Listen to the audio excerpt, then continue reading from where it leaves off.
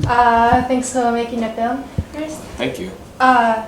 So the first thing that I felt is that I kind of felt like maybe you guys made the movie for some sort of like therapeutic reason. Mm-hmm. Like you met the kids and like you met her and like spent time with them and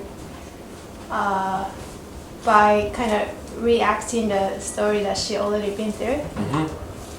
Felt like maybe it was like therapeutic for and I don't know how you felt, but like what Yeah, it was. That's a very normal reaction because there's in the tradition of psychotherapy there was a process called psychodrama, and it's where you reenact traumatic experiences. Thank you. You reenact traumatic experiences for the sake of subconscious understanding, and Ariel. The idea, the concept of the movie was to do just that, and it was to use performance to exorcise the demons. And so what you see in the movie is like you're seeing a performance, but you're also seeing like an exorcism in a weird way. So that's what makes the movie kind of like a horror, in a way. And I related a lot to like the love, the destructive love elements of it. That I saw myself in a few characters in the movie. So I was reading about the film and I felt like you were kind of very intrigued by some elements of like tragedies and kind of like Greek tragedies or something, and like find it in the on the streets of New York. And is that like some sort of like beauty that attracts you, like makes you? Yeah, I'm very attracted to dark romance for some reason. I feel like because of the way I was brought up, like the type of love that I'm attracted to is a very fucked up one, and every relationship I've ever been in has been kind of like this. I know my cinematographer is the same way, and a lot of people involved in the movie were, except for my brother Benny. He's the opposite. Benny is very healthy with his relationships. If a relationship is not healthy for him, he gets out. And I think like this duality was very important for the movie. The use of music? It's like you're using like Ariel Pink and like some musicians who are very respected from kind of like kids who go to like underground shows and that type of music. And was that your brother chose music or who's? I was very involved. I mean, we have to both be interested in the music choices. It's not like one person's decision against the others. It's a collective decision, but for example, like I think Ariel Pink is one of the most interesting musicians working in America right now, and I met him through a friend, and he liked my last movie, so we decided to collaborate on this one. But he only did in the end. We only used like one song from him, but he did like 2 hours of music for the movie. And I'm going to give Transformer the making of. There's a documentary about the movie, and they use a lot of Ariel Pink music for the movie that we didn't use.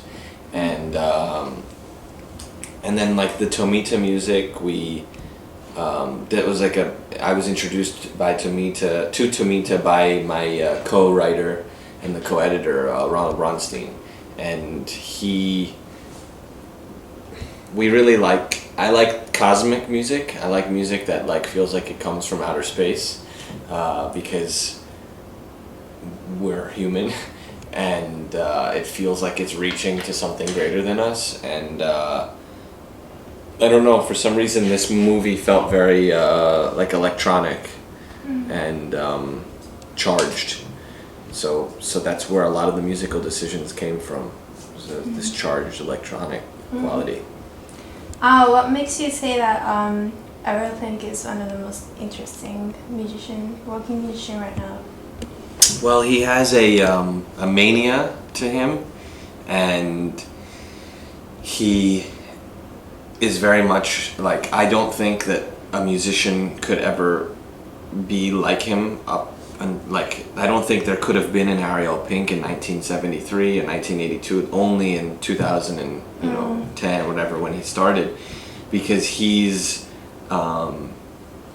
the way he's structuring music, the song structures, it's very encyclopedic. Like, it has knowledge of all music before it, but it also has like attention span deficit disorder. Like, it moves from different, but it's also very complicated, and it's very aggressive, but at the same time very beautiful. And he knows to do lo-fi and hi-fi, and there's just not many, and he's very intelligent. So his lyrics are like, they're kind of genius, and I don't know, it's there's not many musicians working like this, where the intention is not to make, I mean, he wants to make good pop music, but he wants to kind of create something new in the interim, and that's not many musicians in America are doing music like that. Like creating something new, like that's... Yeah, like really new. At the same time, people say they listen to it and say, oh, this sounds like older music, but I don't know, I think we live in a postmodern world, and I think he's like a very postmodern artist. Right. They call him, his haters call him Broadway Kurt Cobain. Broadway Kurt Cobain, which means like, it means like the mainstream version of Kurt Cobain, but it's so ridiculous. I don't know. Anyway, I like that. I like that description. Yeah, I kind of hear lots of like indie rock has been kind of like old by now, but his kind of sound is kind of making a little breakthrough of the like sound. It does sound really new. Actually, we used a song that that's not in the movie, but it will be on the release on vinyl with Blood Orange. Blood Orange? Devante Hines. Do you know Blood Orange? He's an interesting musician in America, and Ariel Pink and Blood Orange did a collaboration, which is like very strange if you know the two music, and I think people are gonna really like it. So I guess like you just said like a postmodern world, so I kind of just want to hear like how you feel about like how just like American like society has been changing, like presidential elections and like all that, like Occupy Wall Street and all that stuff has been going on. And yeah. How old are you? 31. 31. Yeah. How do you feel about the change? I don't think it's. I think we live in a very politically correct world in America right now. So people are very quick to out to protest and out speak, but it's not, I don't think it's sincere. I don't think it's sincere rebellion. I think it's very calculated, and I don't think it actually is doing any change. The power is not with the people. The power is so very far from the people. All the people can do is basically scream, and you hope that somebody is gonna care. But ultimately, it feels like America is like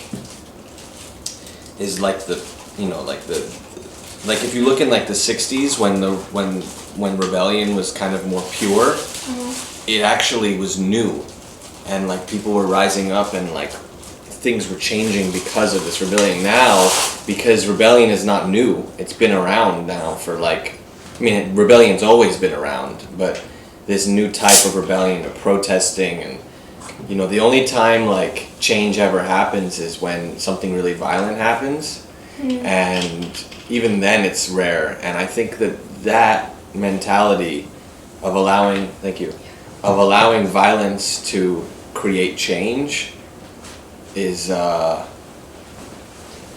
think it's really wrong, and I think it's a bad message to send the future that will allow peaceful protesting does nothing, and the only protesting that actually incites change is violent protesting. And I don't know, I think we're a violent culture, and it's interesting, Japanese culture, because the violence is expressed in art and not so much in real life. Do you think it's expressed in art?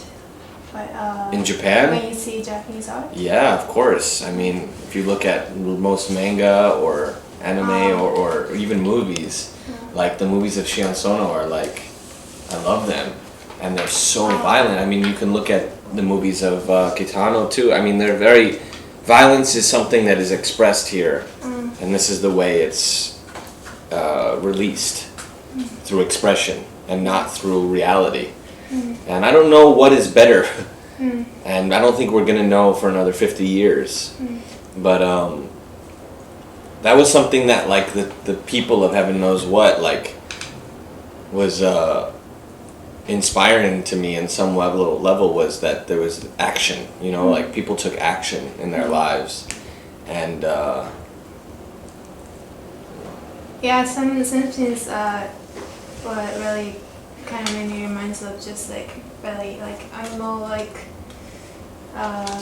actions and behaviors and lots of things. Yeah, I was interested that I think you or your brother wrote that after you filmed this film, you two are losing interest in your own lives, but like more interest in like. Yeah, where did you read this?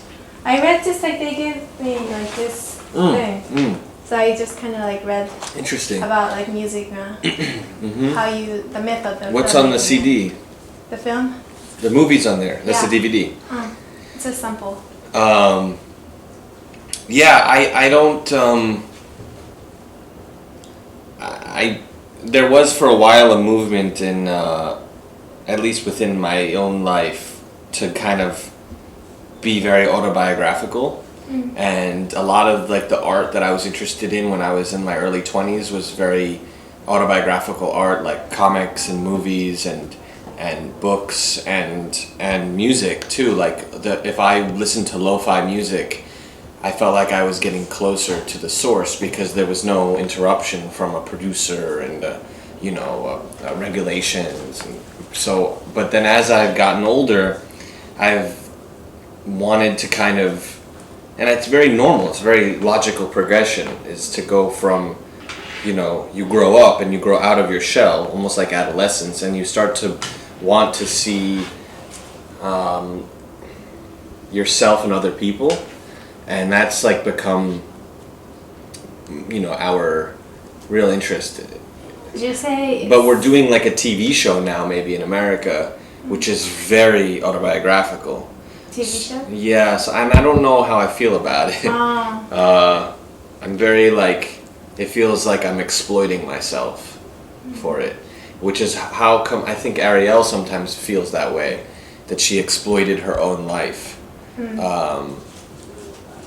Because she doesn't want to release her book anymore because she thinks it's exploiting her own life. And that's an interesting like way to look at art, as exploitation of your own life.